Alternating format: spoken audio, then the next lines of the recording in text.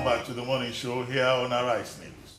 Our next guest is the first Vice President of the Nigeria Football Federation and partner at Akinwunmi and Busari Legal Practitioners. He's here to discuss how Nigeria escaped FIFA ban and the way forward for Nigeria football and the upcoming Nigeria Football Federation election next month. Joining us is Mr. Seyi Akinwunmi. Welcome to the morning show. Thank you very much for having me. It's my pleasure. You're welcome. So what's happening with the NFF? There seems to be factions. The Pinnick faction, the Chris Giwa faction, cases in the Supreme Court, and FIFA at a point was threatening to sanction Nigeria. What really is the problem? Well, first of all, as you might expect, in response from me, I don't believe in factions. From our perspective, there is an NFF board recognized by FIFA and recognized by the government. There are people within the NFF, members of the family, as we like to say, who are aggrieved about various things. And it didn't just start today. We have been on this role for quite a while, especially in the past 4 years, prior to the last election, where it's a very long story, but the bottom line is that there was some disagreement, and it went to FIFA. And FIFA said on a certain day, August 26th, have a meeting and agree a roadmap for an election. And at that meeting, there was an attempt by the then Minister of Sports. You say then? The then Minister of Sports, yes. Oh, okay. To have it turned into an election because they had arrested the then General Secretary, the then President, and locked them up at the DSS, and also with another member a strong member of that board. And the rest of us, excuse me, there are 44 members of the Congress, and about 38 of us left the place. And all of us are documented, by the way, in search of our President and General Secretary. The then Minister took the Secretary from the prisons where he was locked up, brought him there, and attempted to conduct an election. By his account, there was no election.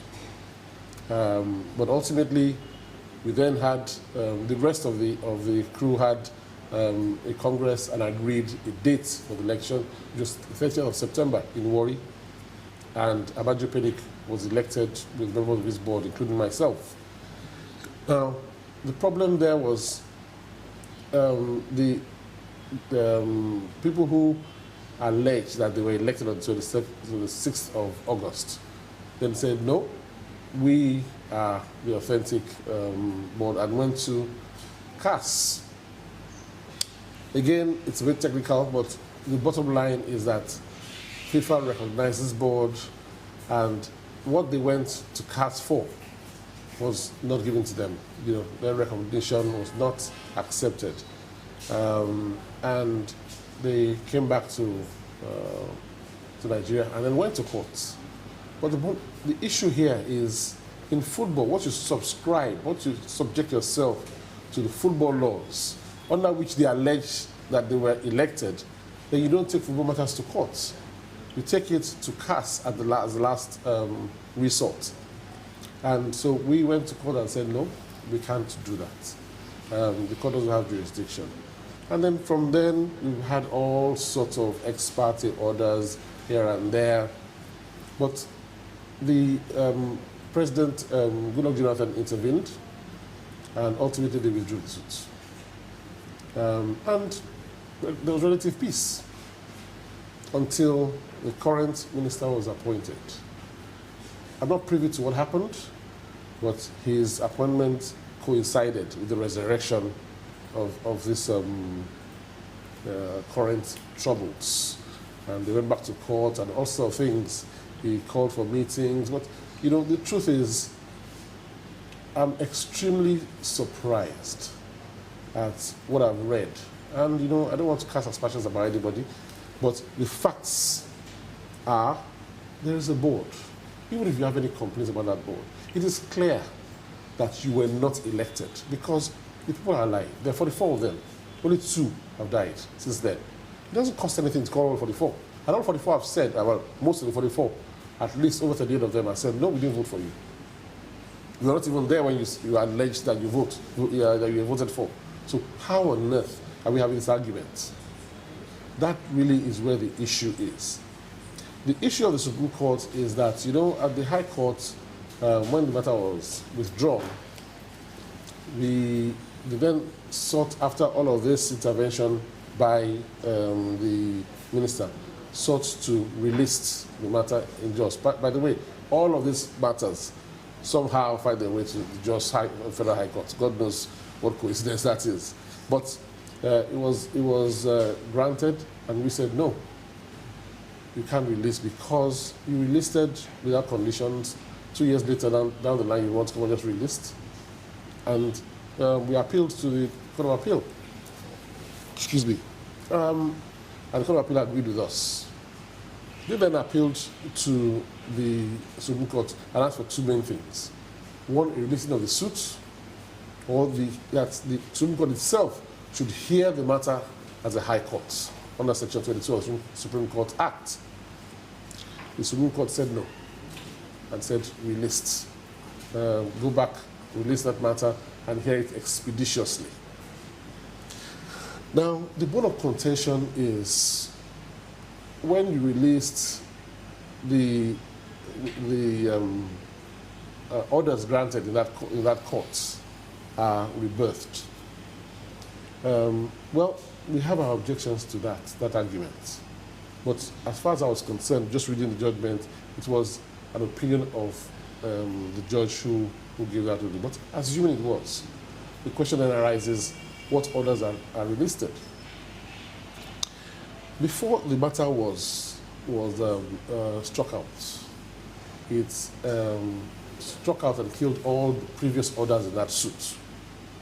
So the last order of the court is what will subsist before the striking out. Because yeah, but see, the present Minister of Sports, yes. Dalon, Yes.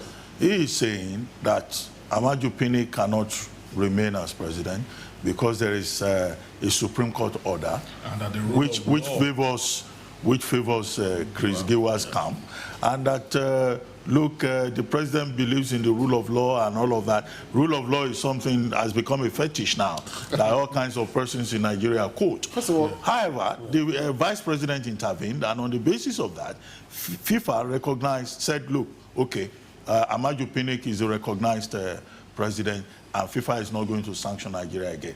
What is the stake of the sports minister in this? Isn't the NFF supposed to be an independent body? See, the NFF, unfortunately, where we are today, is sort of a hybrid. And I say that because, you see, by the law, it seems to get some money from government. Yeah. It is responsible through that government, certainly. But also, the government itself has subjected Nigerian football to FIFA because it's either you want to join the club or you stay out of it. So it has been managed over the years, and that's part of the problem we have, actually. There's a bill that has been passed, just requires signature of Mr. President, so hopefully that's done, it will put all of this to bed. But the issue is, indeed, I don't understand what the interest of the minister is beyond being a minister of sports. And it's not for the Minister of Sport to interpret the judgment of courts in favor of one party or the other. That's why we have an Attorney General. Indeed, he said that at the start of all of this, that whatever the Attorney General says is what he is bound by. He agreed to that when the Attorney General's view favored Chris Giwa. And then comes to rule of law when it doesn't favor Chris Giwa. At the end of the day, if he cannot resolve the matter, in my opinion, as the Minister of Sport, then he should defer to the Attorney General with regard to how they interpret the judgments that he talks about. All right, we've seen, as we're approaching the 20th September elections, Yes. we've seen what happens when a minister of sport is displeased with the board of the Nigeria Football Federation. The last time some people were actually taken and put in prison or actually arrested. All right, like you said, the then president and the then secretary general. As we are approaching these elections, we know that the minister certainly is not in favor of that particular election, and also is still insisting that the rule of law must be upheld, despite the intervention of the vice president. I hope we're not going to be seeing a vicious cycle actually happen again, whereby people will be arrested. How do we approach the 20th of September election, knowing that the minister is still against the present board of the Nigeria Football Federation, all right, being recognized by FIFA? Well, you see, first of all, we're in a situation where I think a lot of people are more enlightened. You know, in the days gone by, we just used to scare all the Congress members with government wants this, government wants that. We're in a different situation now. We've heard what government wants. We've heard what FIFA agrees to. And the truth is this: unless there's something else, if it's all of this crisis, nobody else can be NFF president except those elected by the Congress recognized by FIFA. So whatever happens, if people are locked up, look, when you lock people up, it's not the end of the world. It's an allegation. They allege, if you lock me up, you allege I didn't do this, I have my day in court and tell what I didn't. And if you did it in bad faith, I will sue you. So no matter who you are. You know, so at the end of the day, we must understand that we're in a democracy, and everybody has rights. Rule of law is not for one person, it's for everybody. So, as far as we're concerned, the rules are there. If you have a disagreement as to the interpretation of an order, they say 2 lawyers, 3 opinions. So, we will not agree with you, and there's nothing wrong with that. But it is not, in my opinion, for the Minister of Sport to determine what the judgment of court says.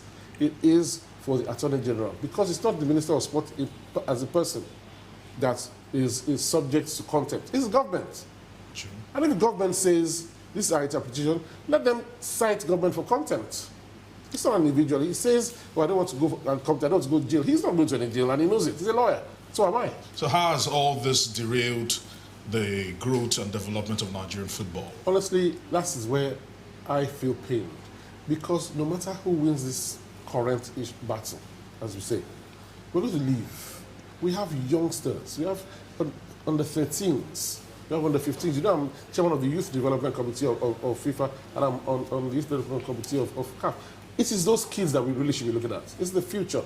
This serves no purpose. That's the truth. It serves no purpose.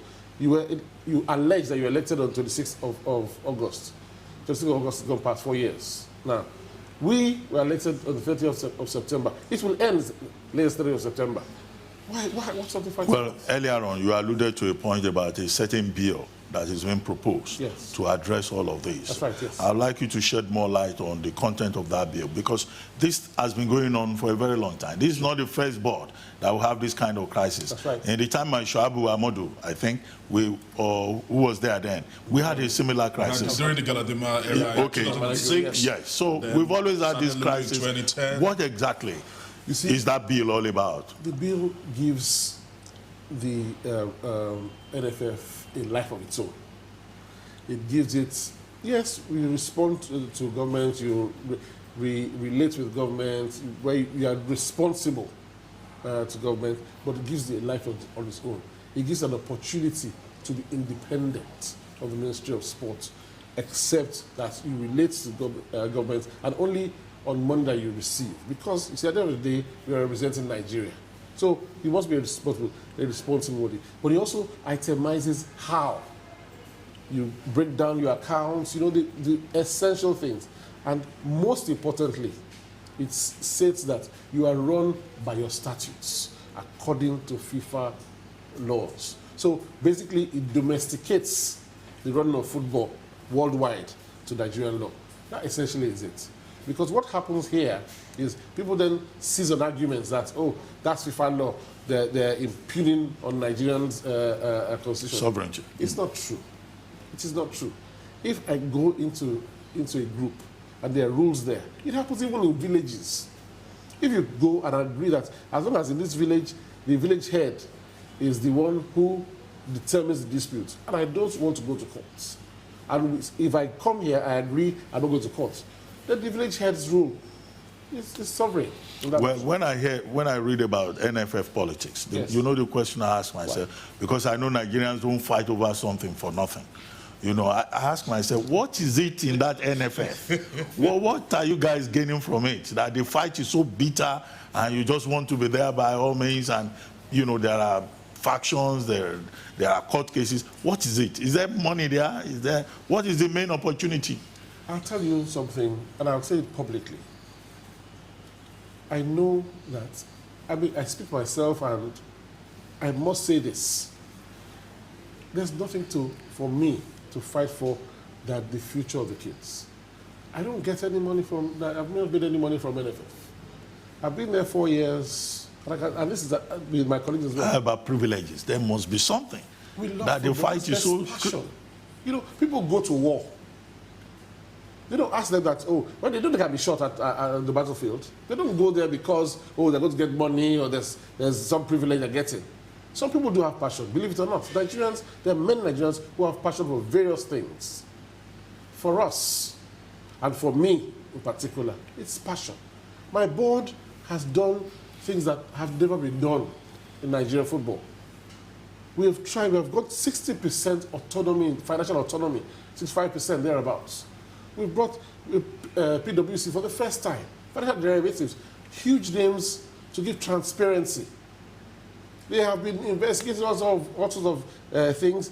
We've brought all the papers out. We've tried to make this thing more commercial and more business-like, because that has what has shortchanged Nigerian football.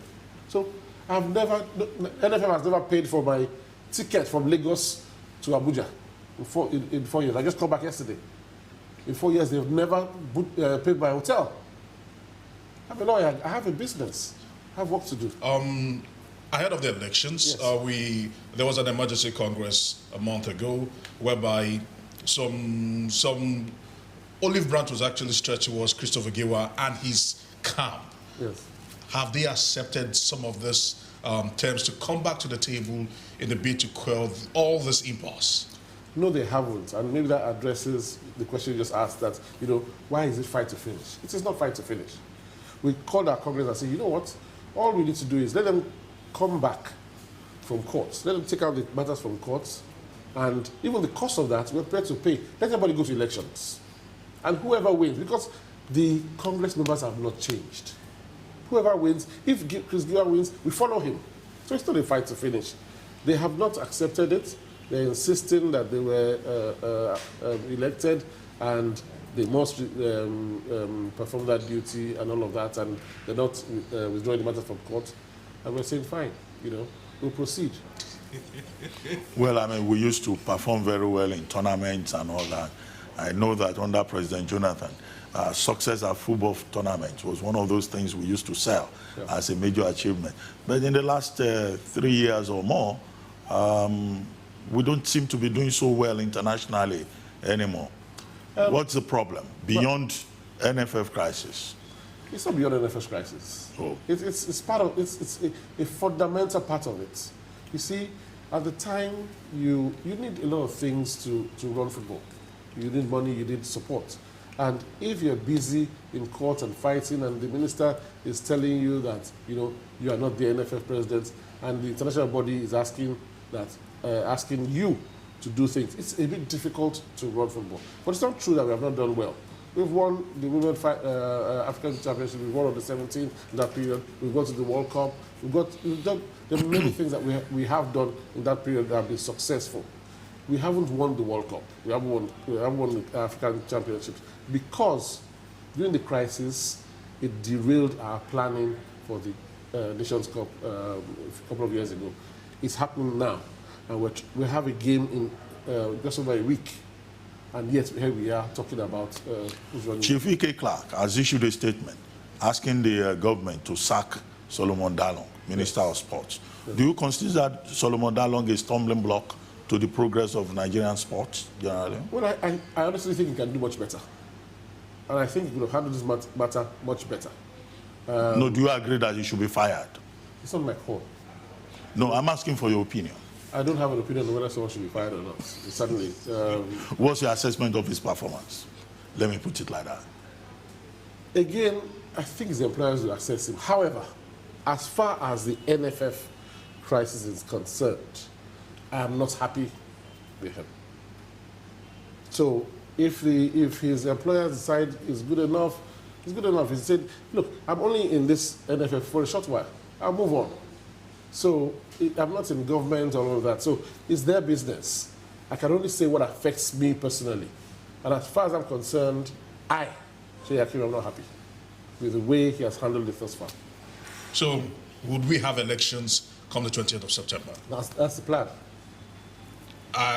You said that's the plan. Yes. Is it certain? Is it cast in stone? Don't forget that the electoral committee runs this. So it's not for me. I'm only a candidate.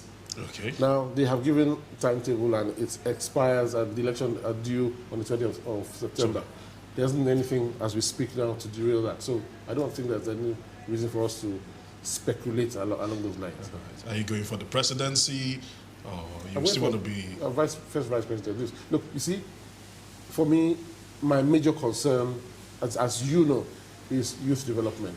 I'm concerned about the kids. That's my own focus. I like Super Eagles and I follow them and everything and committed to it, but that's what I'm in there for. I'm not there because I want to be boss. No, not necessarily. And in any event, we have a president who's doing well as far as I'm concerned. So why should I say I want to say? I'm quite happy to be his deputy. So you are campaigning for Amaju Pinnick? with all I have within football, all legal things I have within football, I think Amaju Pinnick is doing well. I think our board, truly, and I think history will bear us out in the future. Well, thank you very much, Seyi Akinwunmi, for coming to the morning show. Yes. I'm sure that we'll keep an eye on the elections, you know, if you guys really allow it to take place, and then maybe we'll invite you again. I hope so. Yes, thank you. Thank you very much. It's time now for a short break. When we return, we'll have Arise News analyst Emmanuel Efene join us with a review of the top stories in today's newspapers. Stay with us.